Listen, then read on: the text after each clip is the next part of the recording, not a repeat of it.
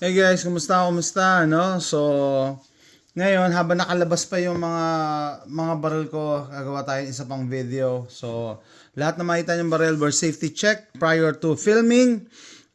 Nag-aayos ako ng gun safe and nahalungkat ko to. Nabili ko to a few years ago. I was just curious.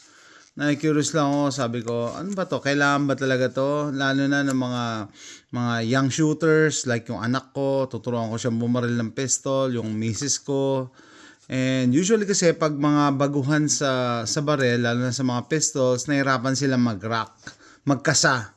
Kaya sabi ko, aba, ano kaya to? Totoo kaya, effective kaya to? The Handy Racker.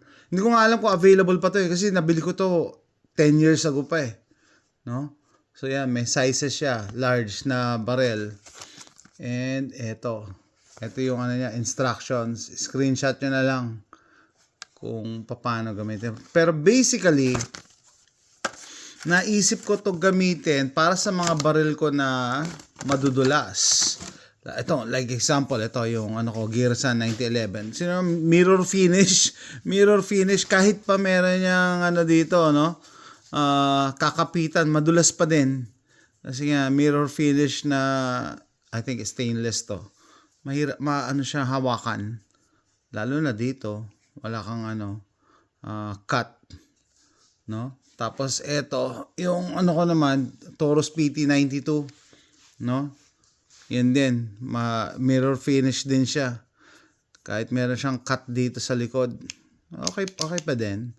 Kaso paano kung madulas? Or yun nga, no, ito lang ang baril mo. Tapos tuturuan mo yung anak mo or yung misis mo, ganyan. So mahirapan nga naman sila. Sabi ko, tignan ko, makakapag-assist. So hindi ko pa rin ito nagagamit, hindi ko pa rin ito nabubuksan. So tara, first time. So plastic siya. It comes in different sizes pero ito siya large daw nakalagay. So large binili ko talaga to para sa 1911 ko na madulas to, yung Gearsan RoboCop, may extension pakita ko na rin para sa mga mahilig sa barel, no? Nung pinalitan ko to, yung grips, kailangan mo rin magpalit ng screws. Para hindi ko yata palitan yung screws, pininturahan ko na lang kasi black yan dati.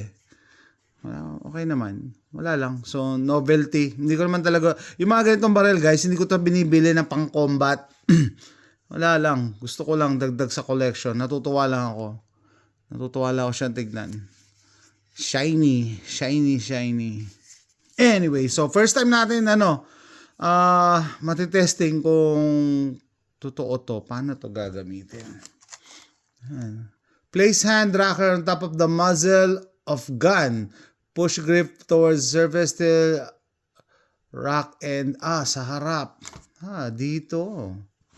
Dito talaga. So okay, so may cutout pala talaga Kaso ito problema. Naglagay ako ng hindi to pwede pala kasi naglagay ako ng muzzle brake doon. Ito naman open design. Ay nako. Hindi maganda yung mga example natin. Ito na lang. Star Model B. Gawa ng Spain. Panahon ng Nazi. Kinopya nila yung John Browning design. Mukha siyang 1911 pero hindi siya 1911. Naglagay ako na parang Glock 17 na hog grip to rubber grip. Kasi ito, yung mga naka 1911 dyan, no, bumabaon dito no. So ito, tignan natin kung pwede ito dito. So select lang. Oo nga no. Okay, ito pala basic. Yung mga basic lang ng barrel, wag yung yung mga barrel na masyadong tanggalin na nga natin yung mag. Makakasamo nga siya. So maganda kung i-shoot mo to sa front sight. Yan. Naka-shoot siya sa front sight. I-assist mo siya sa kasa. Madali nga magkasa. No? So, uunahin ko na, maraming ko kontra dyan na syempre, hindi maganda na meron kang device kesa Kung isa lang yung baril mo, mas maganda mag-practice ka doon para masanay ka. Or kung may tuturuan ka na anak, asawa, sige, kung isa lang. Pero kung katulad ko kasi marami ang baril na, ay, hindi ko alam. Tsaka nagtuturo din ako sa ibang mga kaibigan ko, kakilala, or yung gusto matuto. Eh, hindi ko alam, mas maganda meron ako dala nito. Lalo na yung mga first timers. So, lalagay mo lang pala siya dyan. Okay, so, it works. Madali nga magkasa. Madali magkasa. Nakakatuwa naman na gumagana siya. Sa panahon ngayon, malamang 3D printed lang to eh. Kaya mo mag 3D print ng ganito. Or, pwede mong maghulma ka. Madali lang siya pero I think it works. Ang tanong, kailangan mo ba to? Hindi. Pero dahil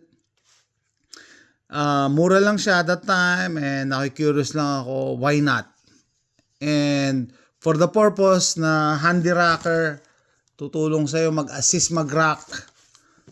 Galing, oh. Naisip nila to, ha. Hindi ka naman nakatapat sa muzzle, eh, oh. Nasa taas ka, eh. Nasa taas. O, lalo na kung nakagilid ang kamay mo. Yan. Makakasa niya yung ano. Maganda kung meron siya ditong wings. Siguro kung may wings dito, mas madaling hawakan. Galing. Yun lang. Delikado lang to pagka dapat naka-trigger finger out ka talaga. Baka mamaya nagkakasa ka, ganyan. Pumutok. Yun siguro kaya hindi siguro sumikat to. Iniisip ko na kaya siguro nawala. Kasi dinidiscourage nila na ilagay mo yung kamay mo dito sa harap habang nagkakasa ka. Which is, tama naman. No? Parang novelty na lang sa akin to siguro. Dahil kakaiba. No? I'm sure yung iba hindi pa to na-encounter. Handy rocker. Tama. Yun ang naisip kong fault nito. No? Hindi ko rin i-advise to lang na sa mga baguhan. Kasi masasanay ka na yung kamay mo nandun. No? Kahit pasabihin mo na hindi tatamaan, baka dito ka dapat sa gilid pala. Wala kang kakapitan. Pero kung gandong hawak mo, pwede rin. Anong pinagkaiba pag dito may kasa? Ganun din eh. Tama siguro. Novelty na lang. Ito pa meron siyang trigger safety. Kasi imported to eh. Isa yan sa mga requirements dito sa US. Pag in-import yung barrel, dapat may additional na safety. Yan. So aside from ito na safety, so hindi puputok kasi wala yung magazine. Kasi meron silang kwento, hindi ko alam bakit yung police officer daw dito sa US nakipagbuno. Ang ginagawa daw ng US na police, tatanggalin niya yung magazine niya para kahit maagaw ng perpetrator, hindi daw siya mababaril. Ewan ko, ang pangit ng ganong senaryo, no? Bakit mo naman ipapaagaw? Kung ikaw din, mapindot din niya, hindi mo rin magagamit yung baril. I don't know. Pero balik tayo sa handy rocker. Parang novelty na nga lang to, no? Novelty. Ibig sabihin, ano lang siya.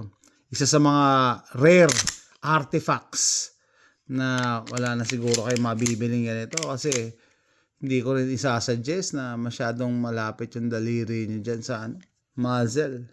Kahit pa ka. Kasi yung muscle memory, masasanay ka na nilalagay mo yung kamay mo dyan. Mas maganda pa rin na mag-practice nito. Anyway, pinakita ko lang, no? Ganda pa rin. Mas maganda pa rin. Kahit madulas yung yung barrel, practice. Ayan, madulas talaga to. Mirror finish eh.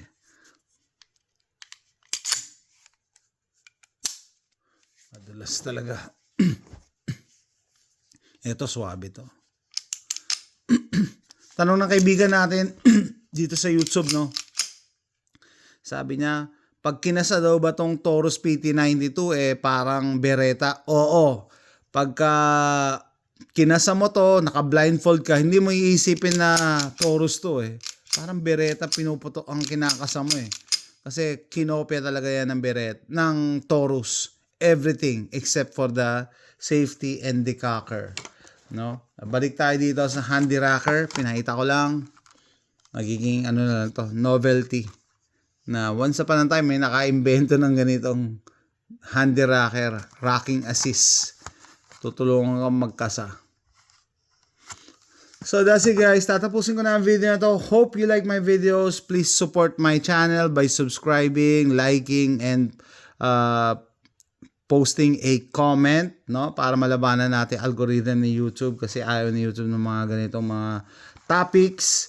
And please support my other videos aside from gun videos para makagawa pa ako mas maraming videos. Thanks for watching. Bye.